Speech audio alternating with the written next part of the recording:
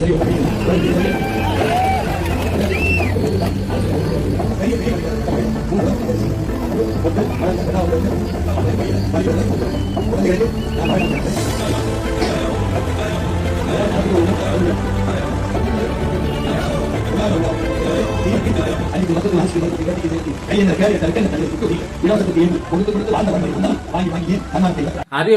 ஒரு அரிய காட்சி.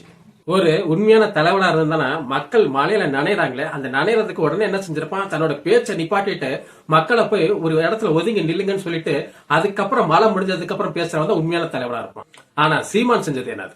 கிறுக்குத்தனமா மலையில மக்களை நனைய வச்சுட்டு நான் இப்படிதான் பேசுவேன், நீங்க யாருமே நகலப்படா சொல்றது இது ஒரு சர்வாதிகார மாதிரி தெரியல.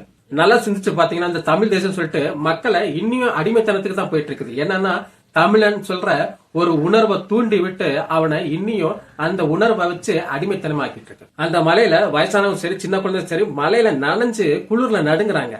அப்பவும் என் மைக்க விட மாட்டேன்னு சொல்லும் போது இது சர்வாதிகாரமா இல்லையா? என்னது இது ஒரு நல்ல தலைவனுக்கு அழகா? 100 வருஷத்துக்கு மேல இங்க வாழ்ந்துட்டு இருக்க தெலுங்கனாகட்டும் இல்ல கன்னடனாகட்டும் இல்ல மலையாள ஆகட்டும் எல்லாருமே இங்க தமிழன் தான்.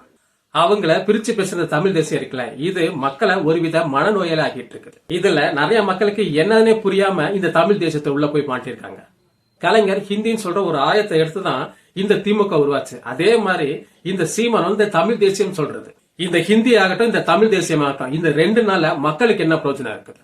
கடைசியா சீமான் கிட்ட நான் ஒண்ணு சொல்லிக்கிறேன். சீமான் உங்களை நம்பி வர்ற மக்களை வந்து இந்த மாதிரி மலையில நனைய வச்சுட்டு நான் வந்து பேசுறது நீ கேட்கணும்னு சொல்றது சர்வாதிகாரம் இல்லையா? மக்களோட நல்லதுக்கு பேச்ச நிப்பாட்டுறது நல்லதா இல்ல வந்து இனி நான் பேசிக்கிட்டே இருப்பேன் நீ உட்காந்து கேளுன்னு சொல்றது நல்லதா?